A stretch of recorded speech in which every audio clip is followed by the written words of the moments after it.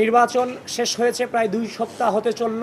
আমরা আমাদের জায়গা থেকে যে অভিযোগগুলো এসেছে, যেগুলোর প্রমাণ আমরা পেয়েছি, সেগুলোর সম্পর্কে ঢাকা বিশ্ববিদ্যালয় নির্বাচন কমিশন এবং ঢাকা বিশ্ববিদ্যালয় প্রশাসনের কাছে আমরা লিখিত আবেদন জানিয়েছি। লিখিত আবেদন জানানোর পরে আমরা দেখতে পাচ্ছি যে সেখানে কালক্ষেপণ হচ্ছে, আমাদেরকে অ্যাভয়েড করে চলার একটা চেষ্টা তারা করে যাচ্ছে। যারই ফলশ্রুতিতে নিয়মের মধ্য দিয়ে একটি সময় পার করার পরে যে অভিযোগগুলো তাদেরকে জানিয়েছি, সেই অভিযোগগুলো আপনাদেরকে জানানোর প্রয়োজন বোধ করছি। যারই ফলশ্রুতিতে আজকে আমরা এই সংবাদ সম্মেলনের আহ্বান করেছি এবং আমি ডাকসু হল সংসদ নির্বাচন 2025-এ নির্বাচনকালীন অনিয়ম ও অসঙ্গতির বিষয়ে আমাদের অবস্থান স্পষ্ট করছি। ভোটারকে নির্দিষ্ট প্যানেলের পক্ষে ভোট দেয়া ব্যালট পেপার সরবরাহ এবং ভোটার উপস্থিত হবার আগেই ভোটার তালিকায় উপস্থিতির স্বাক্ষর দিয়ে দেয়া সহ নানাবিধ জালিয়াতির সংবাদ নির্বাচন চলাকালীন সময়ে গণমাধ্যমে প্রকাশিত হয়েছে।